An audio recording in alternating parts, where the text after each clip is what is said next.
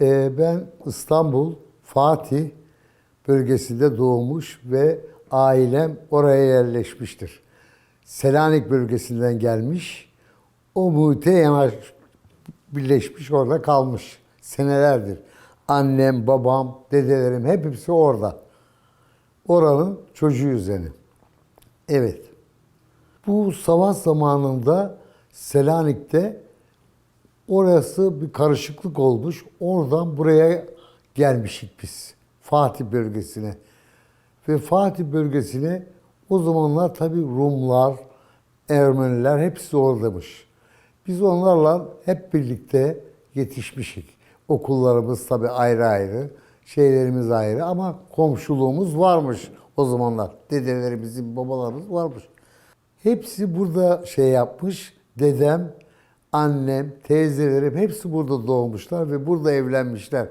Ve buranın hani aile şeyine göre düğünlerimiz olmuş, eğlencelerimiz olmuş. Hep orada yaşadığımız bölge Fatih bölgesi. Ve düne kadar benim hani o Fatih bölgesinde ben süt içmemişim annemden. Süt şişesi böyle köşede duruyordu. Ev yıkıldı, o şişesine düştü. Hamam var orada. Hamamın karşısındaki sokaktaydık biz. Onun hamamla karşı karşıyaydık. Orayı biliyorum yani. Tabii tahta bir binadı. O zamanlar beton yoktu efendim. Tahtaydı. Ahşap bir evdi. 2 katlıydı bir böyle ama alt tarafta böyle hani şeylerimiz vardı. Hani askıya asarlar ya tel dolaplarımız. Şeylerimiz var. Buzdolabı falan yoktu o zamanlar. Bildiğimiz tel dolaplara saklarlardı. Yani ve ısınmak için de mangal vardı efendim. Ben mangalı hatırlıyorum yani. O zamanlar mangalla 5-6 kişi böyle mangalı başında ısınıyorduk.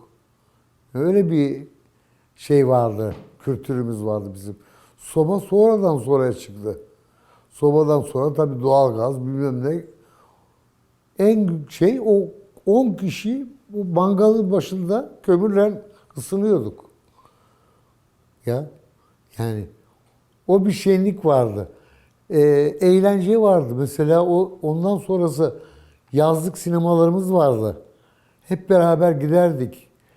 Neşe vardı mahallede. Hani gider toplanırdık yazlık sinemaya. Ailece mesela komşular, yan tarafımızdaki sağ tarafta hepsi de zaten akraba gibi. Hepsi Selanik'ten gelme yani.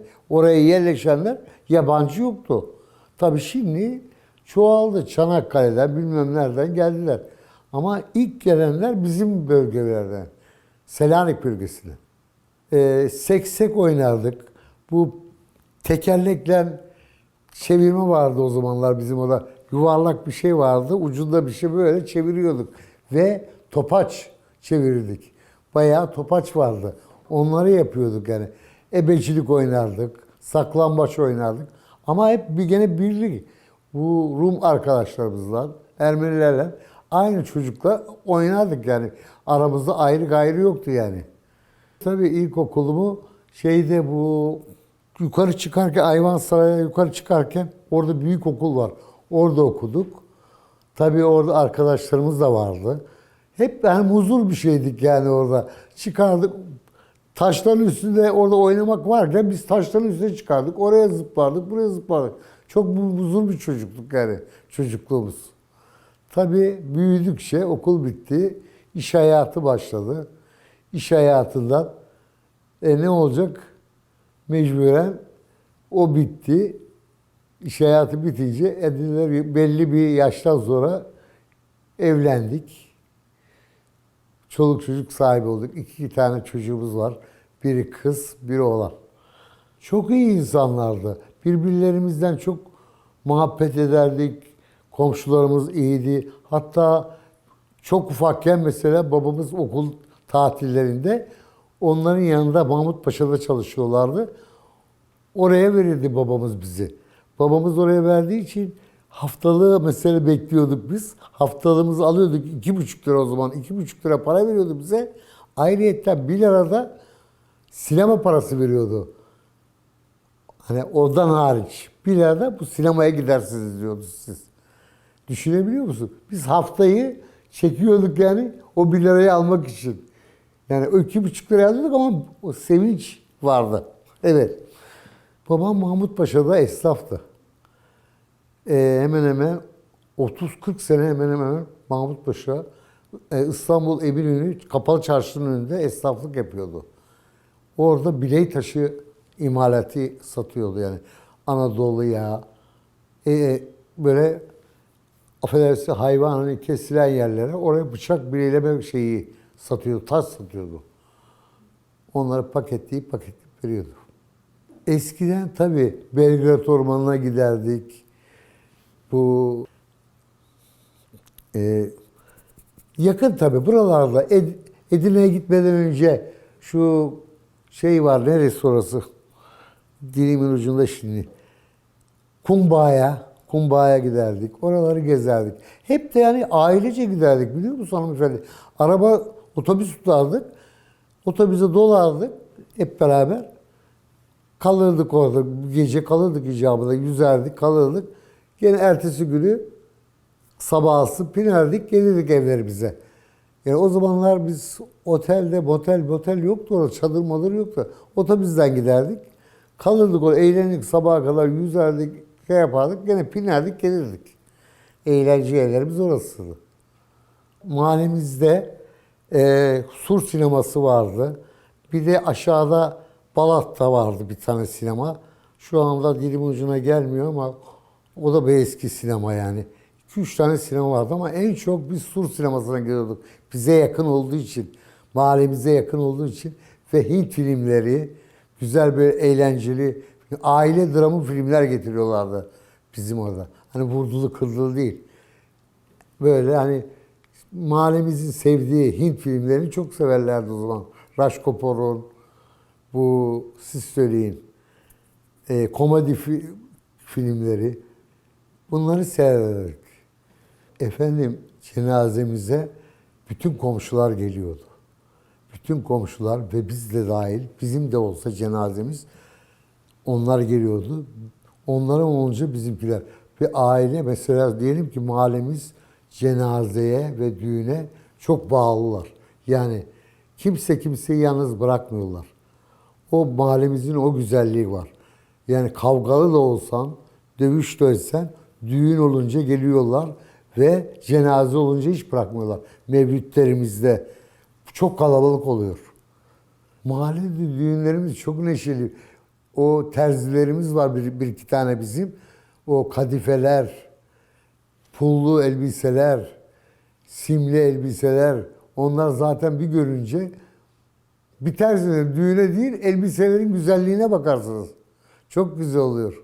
Ve siz söyleyin çalgıcılarımız çok güzel. Güzel çalgıcılar var. Mahallemizde güzel bir çalgıcı yetişmesi var yani. Onlar hepsini güzel yapıyorlar yani düğünlerimizi. Ve sağa sola da gitseler çok güzel sayılmış hani müzisyenlerimiz var. Çoğunluk mahallede oluyor efendim. Çoğunluk mahalle. Mesela düğünlerimiz salonlarda da oluyor ama çoğunluğu hep mahallemizde ve kalabalık olur. Ve en güzel altınlarını, bileziklerini, bilmem nelerini takıyorlar tabii. Elbiselerini giyiyorlar. Kalabalıkta hani mahallemiz daha sakin olduğu için şimdi bir başka bir yerde yapsalar bilmezler onun hani bunlar nasıl giymişler, bunlar nasıl şey yapmışlar. Bilmiyorlar tabii. Onun için onlar aynı mahallede olduğu için orada o düzeni gösteriyorlar. Ben hemen bak hanımefendi kaporta ustalığı yaptım. Havyüzecilik yaptım. Düğme, bayan mantosu ve erkek mantosu düğmelerini yaptım. Ondan sonra örmecilik yaptım. Yuvarlak örme, atlet, pilot, makine yuvarlak örmenin makinesini yaptım. Hep bunlar 8 saatlik çalışmalar. Çok iş değiştirdim ama en sonunda emekli oldum.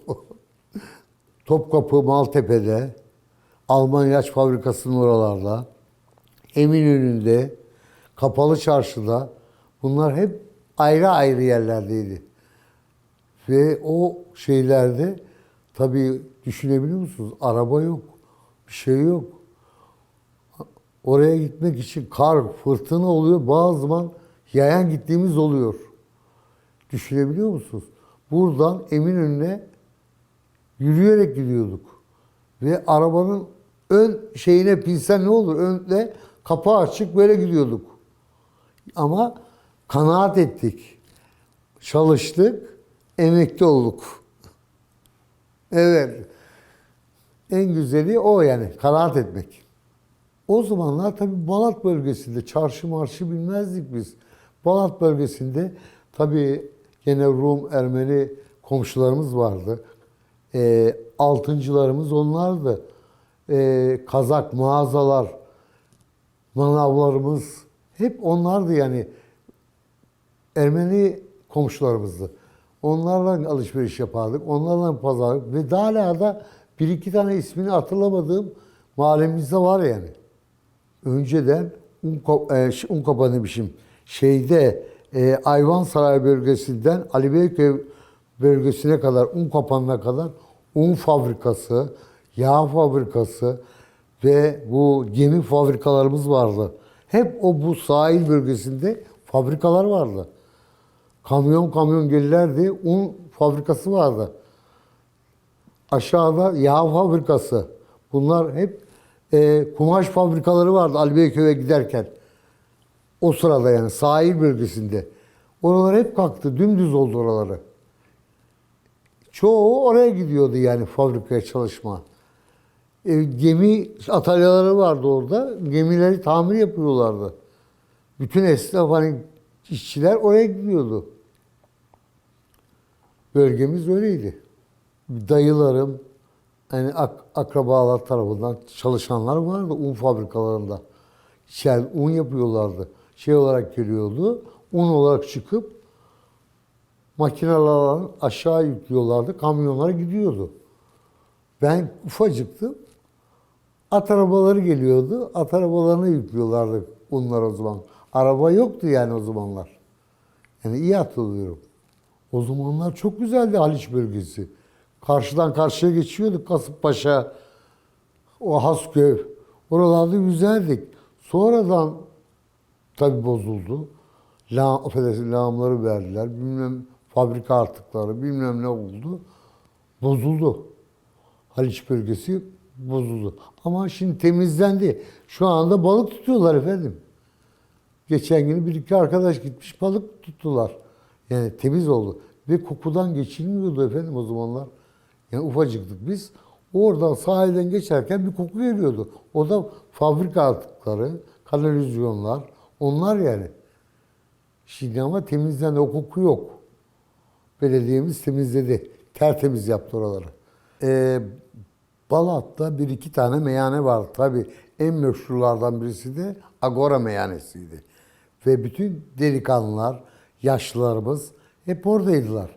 O zamanlar tabii bütün hani yaşlılar, gençler hep oradaydılar Agora meyhanesinde. Ve orada o zamanlar hatırlıyorum. Artin Bey vardı. Artin Bey şey yapardı, içkileri, mezeleri o verirdi mesela. Yanında kimse çalışmazdı. Tek o vardı yani. Oranın şeyinden mesela kültüründen o ilgilenirdi. Beyaz peyniri, içkisiyle bilmem nesini o verirdi. Hatırlıyorum. Ve orada da masa diye bir şey yok yani. Böyle bildiğimiz tahta fıçıların üstünde yerdik biz ayakta. Oturma yoktu. O tahta şeyin üstünde içkilerimizi içerdik. Bilmem ne yapardık. Kavgasız, dövüş çıkardık, giderdik. Yani bu yani. Bütün gençler öyle. Kavga dövüş olmazdı. En güzel şey orada ye iç, çık oradan git.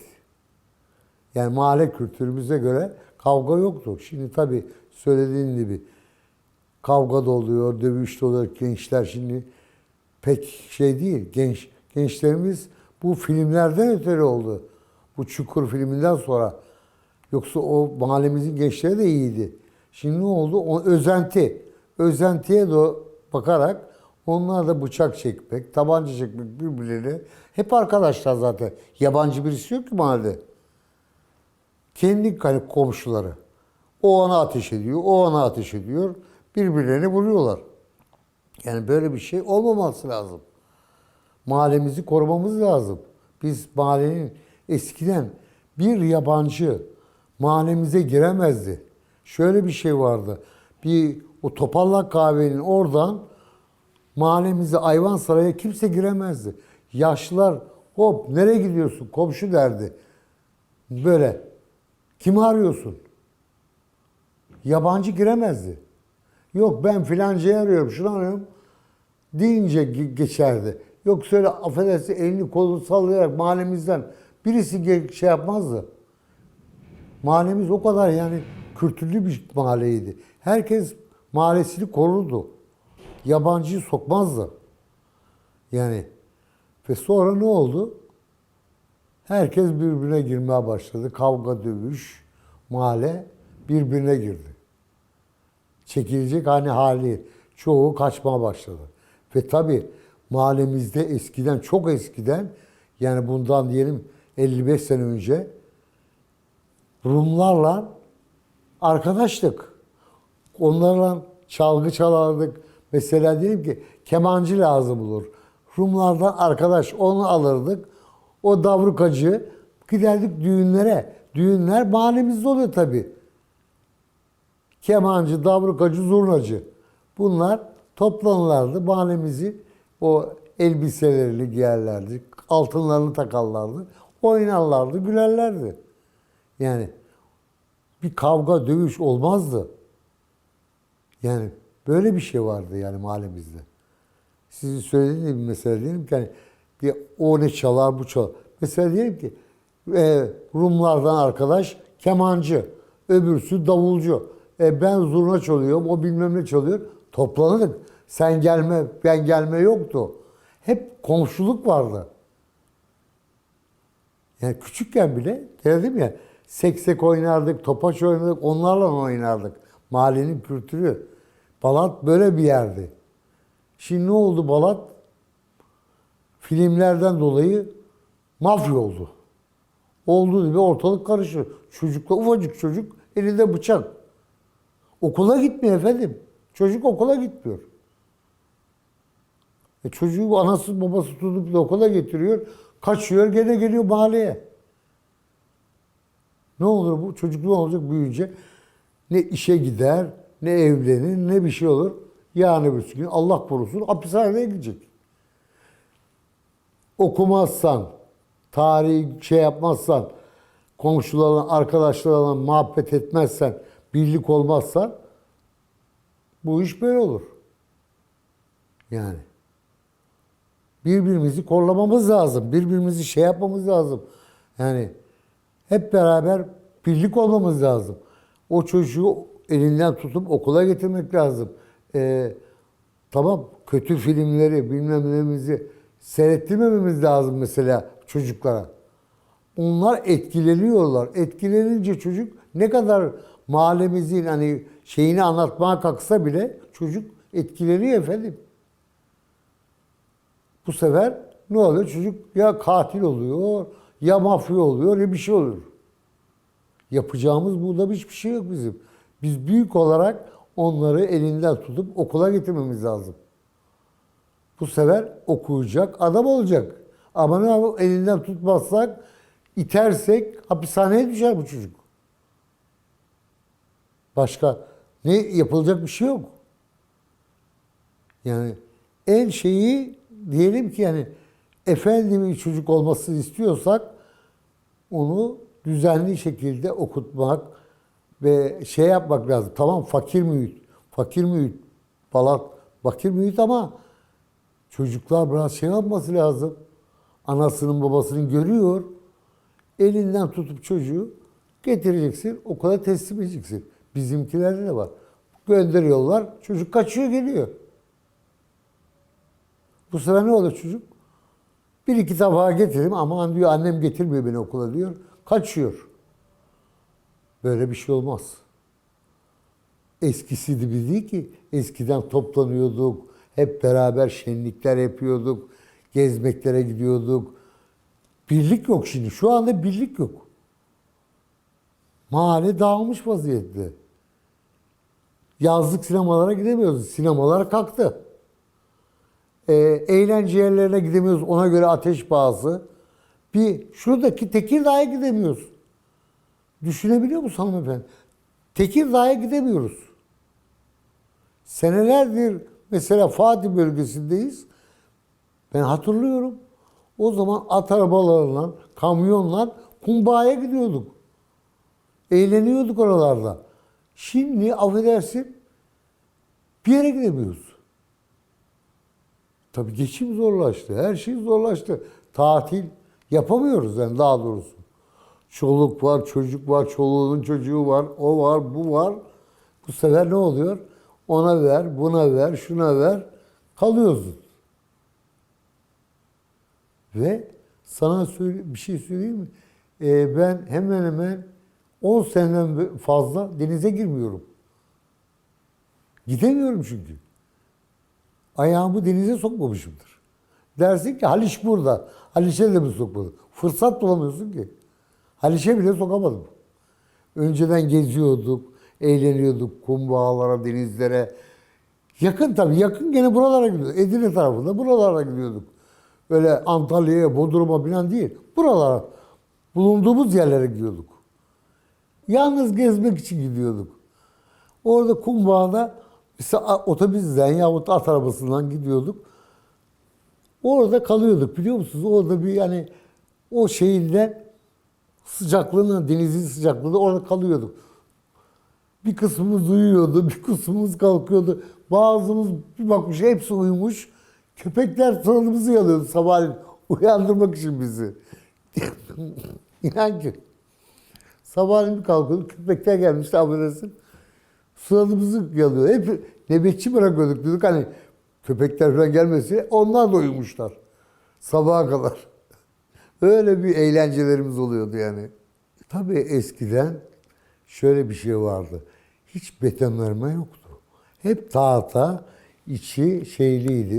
Ne diyorlar ona? Çıtalan böyle yapılmış. Kenarları tahtalı. Hatırlıyorum ben yani iyi biliyorum. Eski tahta binadı. Ve affedersin o tahta binada da hep tahta kurusu oluyordu. Sabaha kadar uyutmuyorlardı o tahta kuruları. Sıcakta. Hele yazın.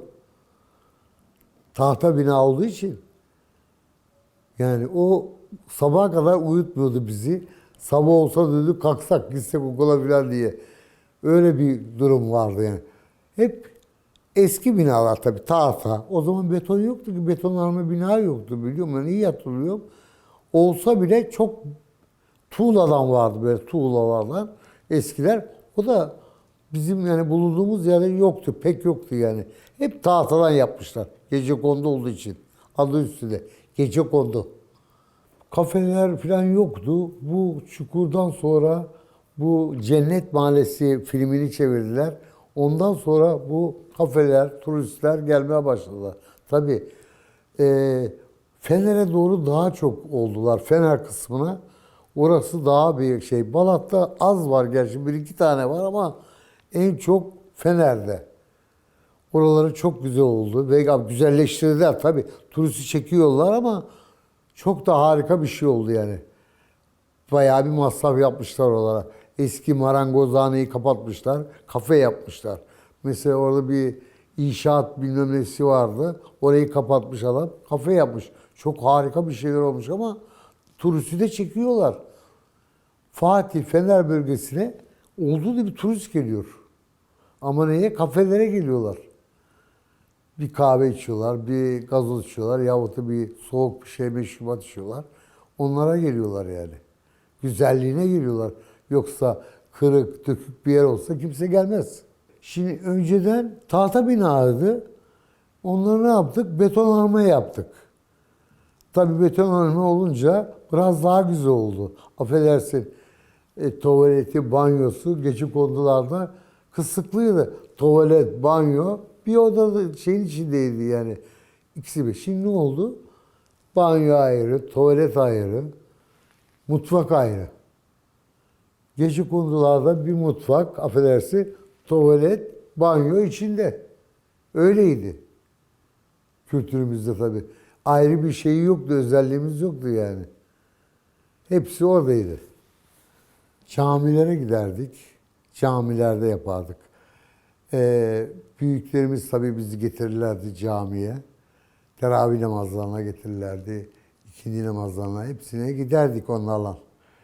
Tabii büyükler şey yapınca biz şimdi getirmeye bakıyoruz torunlarımızı, kızımızın çocuklarını biz getiriyoruz. Biz başta onlardan öyle gördük. Of demedik yani. Bizim elimizden tuttular. Bak buraya geleceksin, burada namaz kılacaksın. Burası şey diye. Onları dinledik. Tabii hocalarımız da vardı. Onlarla bir olduk. Hep beraber ibadetimi yapıyorduk. Hep. Eskiden mesela tarihi yine tahta bina Sütçü Baba vardı orada. Çok eski bir yerdi orası. Orada o zat da orada süt satarmış. Kaymak satarmış. Tarihi yerdi. Ve daha hala duruyor orası ama tabii yıkık vaziyette. Balat Üniversitesi galiba orayı almış, yapacakmış şimdi galiba o köşe tarafı, eczanenin karşı tarafı. Çok güzel bir yer. 2-3 katlı ve düşünebiliyor musun? O zamanlar yukarı kuş yuvası bile yapmışlar. Kuşların hani oraya yuva yapacak yerini bile yapmışlar orada. Hala duruyor tarih orada. Kim bilir kaç yüz sene önce yaptılar orayı. Çok eski bir bina. Oraları öyleydi. Aşağıda gene öyle bir turşucularımız var. Balat turşucusu. Bunlar hep tarih. Berekçilerimiz var. Onlar da eski. Aynı Sarıyer berekçisi gibi yapıyorlar. Üzümlü, cevizli. İsteyene göre. Tabii onlar da çok eski berekçiler bizde. Tabii ama onların da şimdi Rumlardan bizim Türkler almışlar. Türkler devam ediyorlar. Aynı düzeni mesela, aynı lezzeti vermesi için onlar yapıyorlardı. Odadan bizimkiler devraldılar. O dışarıdan gelen şeyler hani dışarıdan gelenler yaptı. Biz komşuluklarla çok iyiydik. Hatta hatırlıyorum bu 12 Eylül mü ne vardı? Türk hani şey yapmasınlar diye bizim mahallece Rumları koruduk. Kapılarına Türk bayrağı astık ki hani onlara zarar vermesinler diye. Bu olaylarda bizim hani komşuluk şeyimize Türk bayrağı astık. Hani burada Türk yaşıyor yani desinler diye. Çünkü çok iyi bir komşuluk yaşadık biz. Kötülük görmedik onlardan. Onlarla hep birdik. Toplantılarımız vardı, eğlencelerimiz, çocuklar okula gidiyordu. Hep beraber yaşıyorduk yani. Şimdi sen git onlara, o zaman da kapıyı aç, onları teslim et. Olur mu öyle bir şey? Böyle bir komşuluk olur mu? Onlar bizi canlar gibi içine sarmış, biz de onları sardık içimize. Yani böyle bir şey yani. Tabii onların kendi bayramları oluyor. Yumurta bayramları oluyordu. Başka bir bayramları oluyordu. Böyle hani atılıyor böyle ufak tefek bir bayramlar oluyordu. Bir şey bizim tabii anneleri babaları bize de çocuklar hani alın arkadaşlarınıza dağıtın diyordu. Veriyordu o zamanlar. Ama onların bayramları tabii ufak tefek bayramlarını hatırlıyorum ben. Hepsini bilmiyorum onların. Onların da kendine göre bir bayramları oluyordu ama yumurta bayramı, yumurtayı boyuyorlardı, bir şeyler yapıyorlardı. Birbirlerimizde veriyorlardı. Yani çok güzel, eğlenceliydik yani. Bir kötülük görmedik onlarla biz. Onu demek istiyorum. Fatihli olmak benim en güzel memnuniyetim yani. Başka bir yerde yaşayamam zaten Fatih'ten başka. Her şeyden önce Fatih Sultan Mehmet, Fatih de Ayvansaray'dan girmiş. Bizim olduğumuz yerden girmiş. Koca şeyi var orada. Şu zamanda girdi diye. Her zamanda geçerken oraya dua ediyorum. İyi ki almış diye Fatih Sultan. Biz de Fatih bölgesinde yaşadığımız için memnunum yani. Kızımın düğünü tabii geldiler aile büyüklerinden. Görücü olarak oldu hesabı. Dediler yani isteme oldu. Ve tabii aile büyüklerinden geldiler. Bizim büyüklerimiz istediler kızı.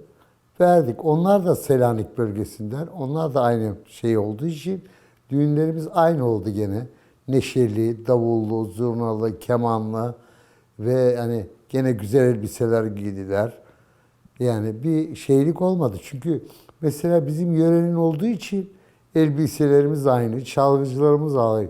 Mesela onların bir mesela Arnavut olsaydı Arnavutça olması lazımdı. Bizim keman bilmem ne oluyor. Arada bir şeylik oluyordu yani. Ama gene de aynı oluyordu mesela onların şeyle bir onlardan olurdu bir bizden olurdu. Ama bizim oralı olduğu için böyle bir sorun olmadı. Çalgıcılarımız çok güzeldi. Eğlence oldu. Elbiselerini giydiler güzel güzel. Tabii bizde nişanlık ayrı, elbise yani düğünlük ayrı oluyor. Böyle güzel simli simli elbiselerimiz oluyor. Kabarık elbise yaparlar. Yani bilmiyorum eski Selanik'in şeyini almışlar mesela oradaki düğünleri mahallemizde yapıyorlar. Affedersin bir de bizim burada hamam da yapıyorlar mesela. Kadınlar hamama giriyorlar. Orada yıkanıyorlar. Süsleniyorlar, çıkıyorlar, düğüne giriyorlar. Öyle bir adetimiz de var yani. Hamam adetimiz, kültürümüz. Kendi mahallemizin köşesinde var. Orada köşe hamamları var mahallemizin içinde. Ben hamamın karşısında doğdum zaten. Oradaki hamama gidiyorlar. Oradaki hamamla anlaşıyorlar. Kapatıyorlar hamamı. Tabii iki tarafı ailede sabahtan akşama kadar mesela belli bir saate kadar yıkanıyorlar, süsleniyorlar, çıkıyorlar da düğüne gidiyorlar. En böyle roman şarkıları çalıyorlar, kültürlü, neşeli şarkılar. Böyle yani bizim şeylerimiz çok hani eğlenceli olduğu için böyle roman şarkıları çalıyorlar. Hani normal böyle şey yok hani mesela kendi yöremizin şarkıları mesela diyelim ki hani ha bakalım o zamanlar ha bakalım kelle bilmem ne vardı. Başka şeyler vardı. Yani eski roman şarkıları vardı. Hep onlarla yetiştik. Tabii şimdi Antalya'dan, Bodrum'dan bilmem nereden geliyorlar. O şarkıcılar burada. O roman şarkılarını söylüyorlar burada. Tabii mahallemizin kendi kültüründe eski şarkıcılar da vardı. Yani bunu mesela affedersin o zamanlar hamama kadın kemancımız vardı. Kadın davrukacımız vardı. Bunlar hamama kadınlara onlar girerdi. O hem oynarlardı orada hamamda şey yaparlardı. Eğlenirlerdi, süslenirler, yıkanıp çıkarlardı, düğüne girirlerdi. Kültürümüz böyleydi bizim. Roman kültürü olarak. Şimdi şöyle bir şey, ailelerden tabii büyüklerden. Mesela benim bir sürü akrabam var. Akrabalarım kimi keman çalar, kimi davruka çalar. Bu kültürle yetişmişler. Onlar ufaktan öğrenmişler yani. Anaların, babaların hani çalmalarına. Çünkü anası da şeye gidiyor, hamamlarda çalıyordu. Eğlence yani kadınlara eğlence yapıyordu. Ondan öğrendi. Babasından öğrendi, dayısından öğrenme. Ve bizim başkanımız da mesela. Başkanımız da hem milli şeyimizi, kültürümüzü şey yapıyor. Hem de akşamlarda kemana çıkıyor mesela. O da ünlü kişilere çalıyor. Öyle hani büyük şeyler mesela çalıyor. Neden bu? Kendini yetiştirmiş ama kim yetiştirmiş? Annesi, babası, dayısı hepsi onların da kemancı. Keman ve cümbüş çalıyorlar. Hepsi onun ailece hepsi birden çalgıcıdır. Şenli bir ailedir yani başkanımız da. O da söyledi zaten kendisi. Biz de dedi çalıyoruz dedi. Kültür ediyor. Devam ettiriyoruz yani. Tabii başka şey yok. Ufaktan tabii başlıyor. Ufaktan büyüğe kadar gidiyor. Şimdi bir babası kemancı olan adam gidip bakkal dükkanı çalıştıramaz ki. O da kemancı oluyor. Babası bakkal olsa o da bakkal olacak. Bunun aile kültürü tabii. Babası kemancı, oğlu da kemancı. Babası davrukacı, o da davrukacı. Bunların hepsi bu müzik kültürünü devam ettiriyorlar. Tabii bitmiyor bu yani. Aile devam ediyor. Onun şeyi hani aynı. Ben geçenlerde şeye gittim Fatih şeyine, nüfus şeyine baktım. Açtım böyle kütüğü açtım. Bir şey lazım. Allah Allah. Babamın adı Kemal, oğlunun adı Emin. Bu bilmem kaç tarihten beri geliyor. Nüfus şeyini bir açtım. Allah Allah dedim. Bu ne ya? Emin Kemal. Emin Kemal. Yani ben doğmuşum, benim oğlum dedemin ismini koymuş. Onun oğlu o da benim ismimi koymuş. Hep arka arkaya gidiyor. Kültür hep aynı. Nüfus dairesinde bile bir baktım, şaşırdım ben. Bu ne dedim ya, 1900 bilmem kaçta Emin yazıyor. Arkasına baktım, bir daha döndüm. Onun oğlu Kemal. Kemal'in oğlu Emin. Hep bu kültür gidiyor. Nasıl? Müzikte olduğu gibi. Müzik nasıl kemancı, davulcı, zurnacı, aynı bu şekilde devam ediyor.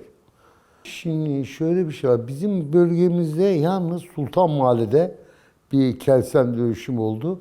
Oradaki vatandaşlar da, yani şöyle bir şey söyleyeyim. Oradaki vatandaşları Arnavutköy'e gönderdiler.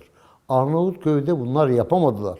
Hatta onlara ev yaptılar, bilmem ne yaptılar. Oranın Arnavutköy, hani köy, orayı şey yapamadılar, bunlar kültürünü orada süremediler. Gene geldiler Balat'a.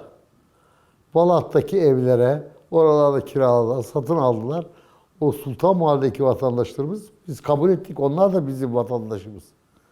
Onlar da orada yani. Yeme içme kültürü vallahi çok şey, mesela dersin ki karşıdan bakıyorsun ya, gariban gibi görüyorlar ama bir mesela sofraları çok geniş. Affedersin, eti, balığı, kaymağı, sütü, her şey vardır. Yani yoktur. Her şeyleri vardır. Ve mesela bir gelini davet ediyorlar mesela yemeğe. En önce yemeğe gelmeden önce affedersin hamama getirirler gelini. Yıkattırırlar. Hamamda pastalar, meyveler, ona orada yedirirler. Ondan sonra eve alırlar. Ayıptır söylemesi. Yemekler, şeyler, tatlılar gene ayrı. Kültürümüz böyle devam ediyor. Gariptir ama kendileri, gönülleri zengin. Çoğu esnaflık yapıyor. Mont satarlar. Sen söyle şunu hanımefendi, ne diyorlar ona? Böyle yani şey, bardak, çanak bilmem ne takımları var. Onları satarlar. Böyle ufak günlük hani günü geçirmek için böyle onları yaparlar. Çoğu da saza gider yani. Kemana, davrukaya ona gider. Çoğu esnaftır. Yani günlük yerler, günlük kazanırlar. Bir çarşamba, bir et pazarının olduğu yer. Bu Etfaiye'nin orası. Orada Siirtliler var. Çarşambada mesela şeyler var. Herkesin kültürü ayrı ayrı. Bizim kültürümüz tabii kendi çevremizde, dediğim gibi hep biz bizeyiz, iç içeyiz. Ne dışarı çıkabiliriz ne içeri. Günlük işimizi yaparız, akşamüstü koşa koşa eve geliriz. Evde yemeğimizi neşelice yeriz, kavga dövüş olmadan. Tabii onlar da küçük yaşta işe girdiler. Kız kardeşim fabrikada çalıştı. Onlar yani emekli oldular. Onlar emekli. Erkek kardeşim var bir tane. O da emekli. O da fabrikada çalıştı.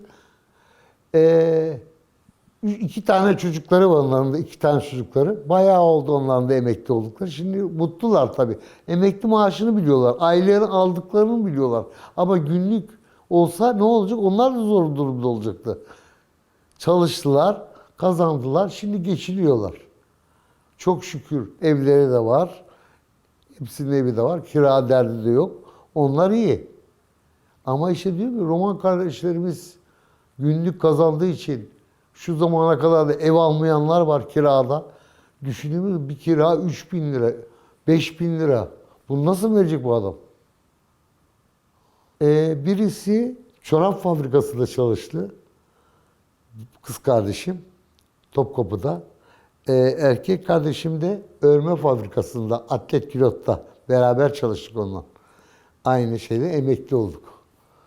Çünkü neden güzel diyorsun? Sen mutlu olursan, evdeki bayan mutlu olursa, eve erzak gelirse, şey yani evde tuz yok, un yok, şeker yok dersen nasıl olacağını siz düşünün. Tabii çoğu yerde değişiklik oldu tabii. Şimdi diyelim ki hani bizim mahallemizde eskiden belli bir insanlar geliyordu. Belli bir hani aile kültürü olan insanlar geliyordu. Şimdi ne oldu? Mahallemiz karmakarışık oldu. Diyarbakırlısı var, Edirne'lisi var, Karacabeyli'si var, siz söyle Ankaralısı var, bilmiyorum. Bizim kültürümüz karmakarışık oldu şimdi. Yani aynı mahalle bir köy gibi düşünün. Bizim burayı köy gibi. Ne oldu? 5 kişi gelince Diyarbakırlı ayrı çalıyor. Ankaralı biliyorsun başka oynar. Öbürsü başka oynuyor. Karmakarışık oldu mahallemiz. Kültür karmakarışık oldu. Önceden tek vardı mesela. Selanikliler, Edirneliler. Yani onlar hep aynı kültürdü. Selanikler, Edirne aynı zaten kültür. Bir de Rum, Ermeni komşularımız vardı. Şimdi ne oldu? Mahalle karmakarışık oldu. Diyarbakırlısı geldi, Ankaralısı geldi, Karacabeylisi geldi, başka bir yerden geldi. Karmakarışık bir şey oldu. Annem hani yemek yapardı. Babam biraz üstünüze şey yapıyordu, aksi birisiydi. Annem de biraz hani temiz olduğu için çamaşır yıkar, temizlik yapar, bilmem ne yapar. Akşam yemeğini biraz geç yapardı. Babam da erken geldiği için evde biraz şey çıkıyordu yani. Annem temiz olduğu için en önce yemeği düşünmezdi. Temizliği. Her yer temiz olsun derdi. Yemeği yaparım ben derdi. Tabii babam da hemen gelince, işten gelince isterdi yemeğe. Acıkmış vaziyette. Hemen o da çabuk çabuk yapardı gene ama işte o hususta biraz temizlik hususu şeyi vardı annemde. Her tarafı temizleyeyim, orayı temizleyeyim, burayı temizleyeyim, şurayı temizleyeyim, temiz görünsün diye. Biz de tabii ufak kız gibi görüyorduk onu biz. Anne derdik, babam gelecek, bağıracak şimdi derdik.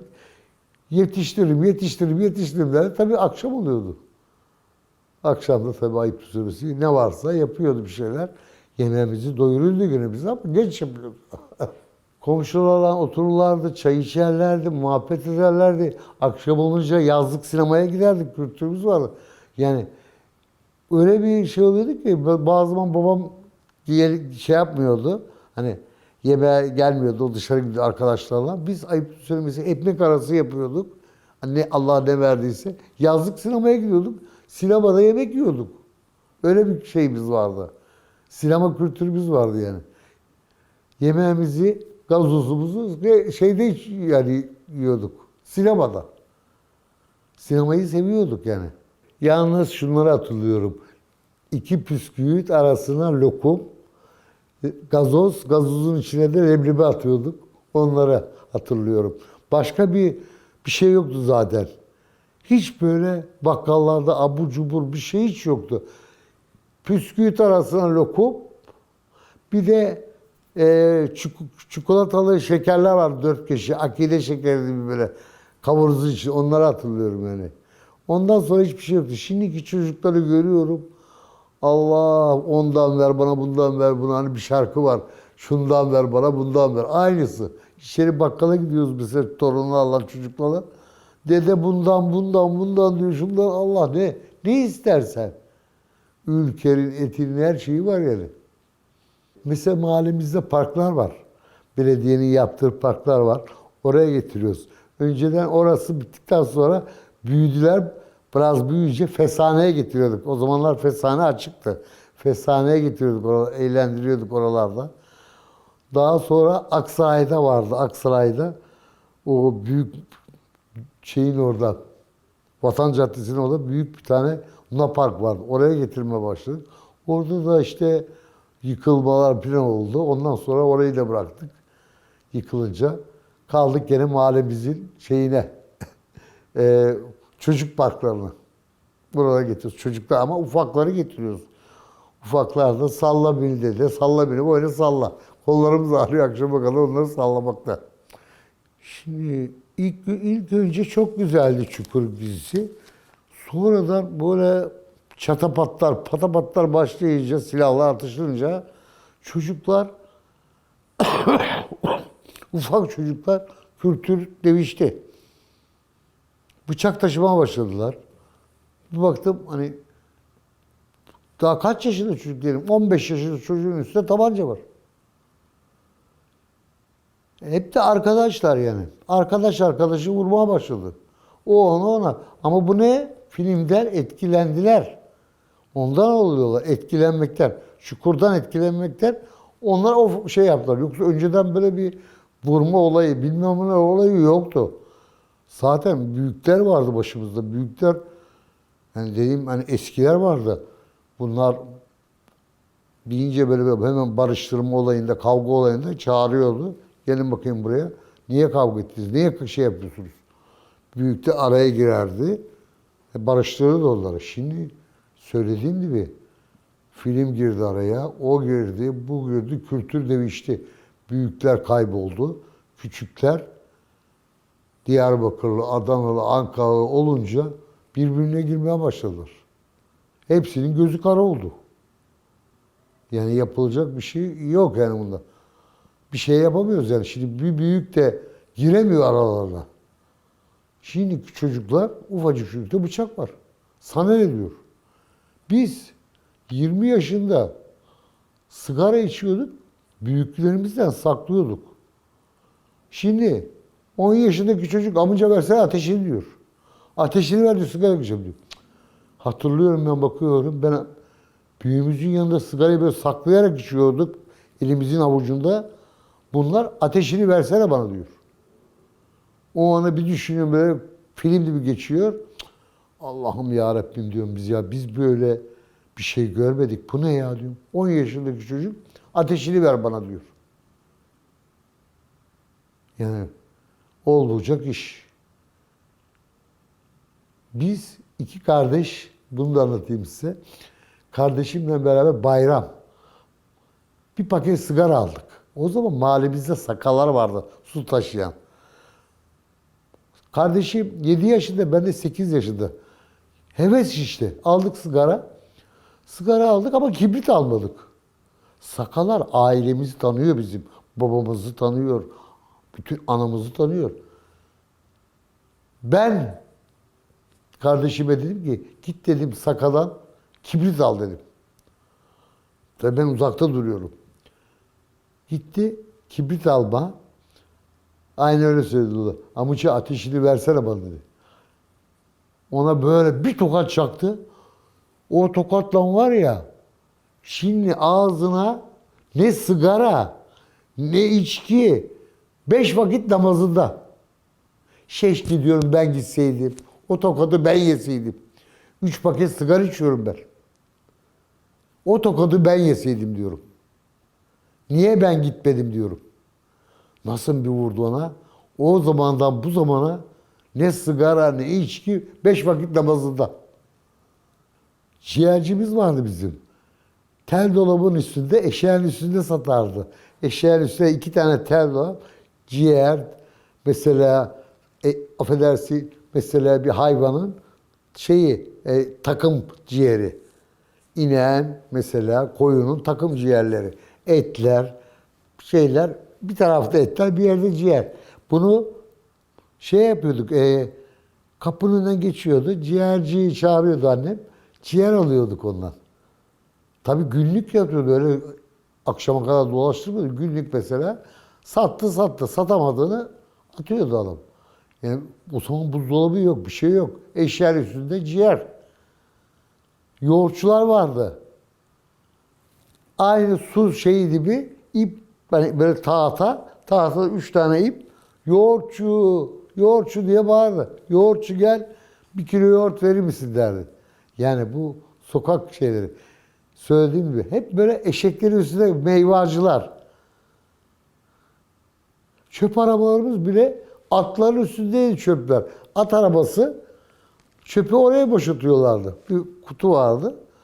Arabanın alt kısmında tahta tekerleklerde onlar vardı.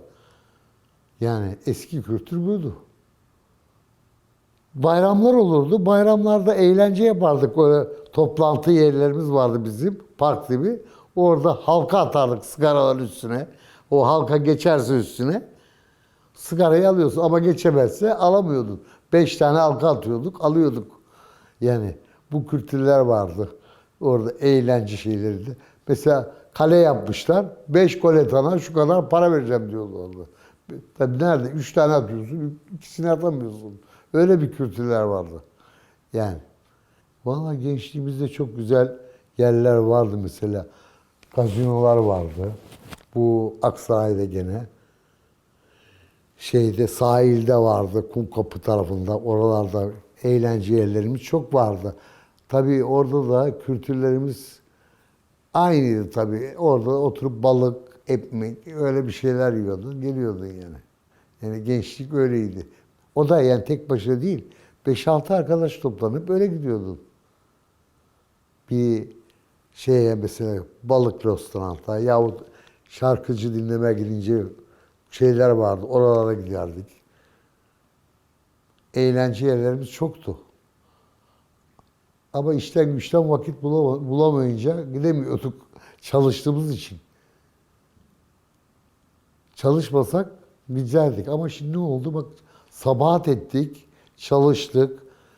Affedersin sırtımızda mesela ip geliyordu bize bobin. Patron dedi kapatır makinaları. İndir onu diyordu. Ne yapacağız? Sabah de başka birisi olsa der ben buraya makinacı geldim. Hammal gelmedim affedersin. Emekliliğine az kalmış. 5 sene kalmış emekliliğine. Bırak şimdi onu. Ömrünü sonlandır. En güzel yer Fatih'te Vefa Bozlısı. Hep hanımla oraya gitmek isterdim ve gidiyorduk da. Hep orada eğleniyorduk, neşeleniyorduk yani. En çok sevdiği yer orasıydı.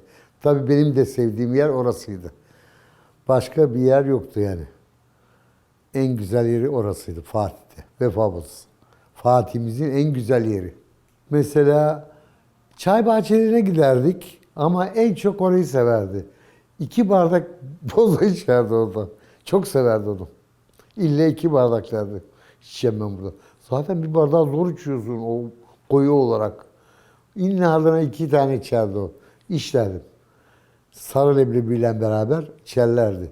Tabii aşağıda çay bahçelerimiz var. Beyaz kafeler var. Gemiler var. Oralara da gidiyorduk ama en çok sevdiği orasıydı. Yani kültür olarak orayı güzel seviyordu. Atatürk'ümüz de orada içmiş. Vefa Bozlısı. Onu çok severdi. İşe giderken onunla şey yaptık biz. Ufaktık tabii. Ben o zamanlar ilk iş hayatıma başladığımda onunla tanıştık. Şey yaptık. O öyle gitti.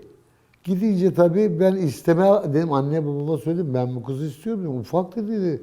Yoksa kaçıracağım dedim ben. O zaman dediler ki isteyelim kaçırma. Yoksa birbirimizi vururuz onlarla dedi. Karadenizler fena. Kaynanam çok aksi. O da rahmetli oldu gerçi. Gittik istedik verdiler Allah razı olsun ama siz dediler biz dediler nasıl veriyor size kızı ama siz dediler Çingenesiniz diyor. Yok Çingene değiliz biz dedim. Biz Karadenizli insanları seviyoruz dedim. Biz dedim Selanikliyiz dedim ya. Atatürk'ün memleketindeniz biz. Çingenelikle alakamız yok bizim. Söyledik onlara ama sonra da 4 tane damadı var Rizeli, Karadenizli görüyorsun. En çok beni seviyordu kaynanam. İyi ki vermişim kızımı sana diyordu. Ya. Çünkü onun kızını ben ezmedim ki hiç şey yapmadım. Ne dediyse onu yaptım ben.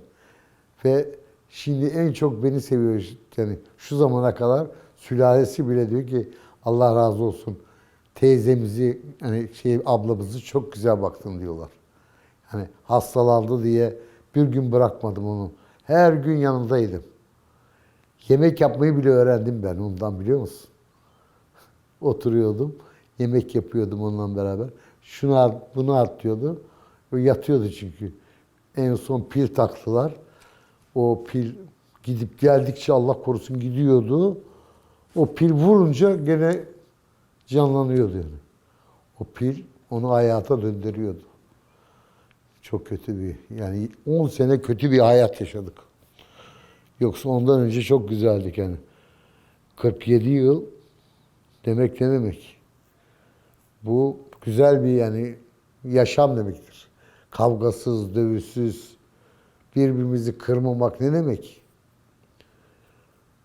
Ya işte böyle. Evlatlarımızı yetiştirdik, hepsini evlendirdik. Kızımız evli, Gazi Osman Paşa'da o da. Şey tarafında bu Şafak Hastanesi'nin orada oturuyor. Evi var, barkı var. Damadım da öyle güzel. Namazında, niyazında o da. O da Selanikli. O da şey.